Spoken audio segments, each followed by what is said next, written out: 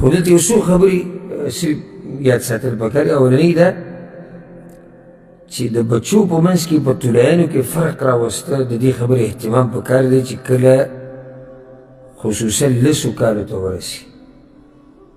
او پیغمبر صلی الله علیه وسلم دا خبره حدیث کې کړې، امام احمد امام ابو داود راوړی، وی چې مروا اولادکم بالصلاة وهم ابناء 7 سنین، ستاسو بچي چې د 7 کالو شي د مانځه ورته وایي واضربوهم علیها وهم ابناء 10، او چې د 10 کالو شي بیا یې پې وها. وفرقوا بینهم فی المضاجع، او په طلایانو کې د یو بل نه څه کوي؟ جدا کوي. دې ګورم ډېر خلک اهتمام نه کوي. مړه وروڼه خویندې پراته، دا نه بیا ډېره ګټه خبره ده چې بیا جنکۍ والا کار یو ځای پراته وي. دا فتنې نن سبا عامې شوي دي، او دا جاخي د هر چا په جیب کې پرتې ده، انټرنېټ ده. دا هغه دور چې د پیغمبر صلی الله علیه وسلم په وخت کې دا مسله ده، هلته پیغمبر صلی الله علیه وسلم وایي، یعنې په هغه وخت کې هغه وایي چې لسو ته ورسي نو طلایانو کې څه کوي؟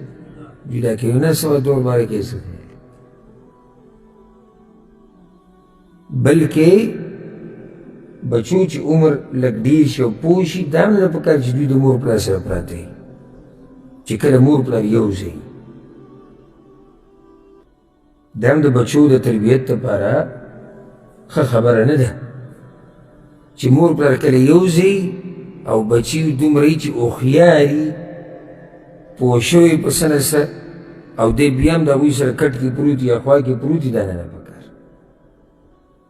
بلکې بله ورسره اضافه که چې کله دا بچي په څه نه څه پوه شي، دا ته پته ولګېږي چې اوس هوښیارېږي، نو داسې ټیم کې مور له نه دي پکار چې لنډې تنګې جامې نامناسب جامې په کور کې واچوي.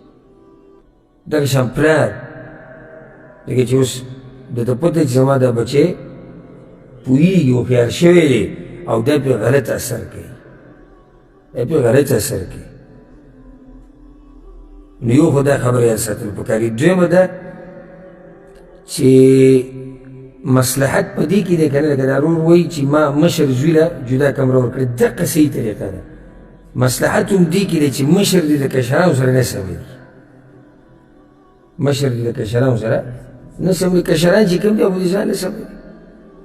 نو درېیمه خبره دا ده، او دا ډېره ښایسته خبره ده، کله کله مصلحت دی چې بچي له به یوازې کمره نه ورکړي، کله به مصلحت دې کې وي،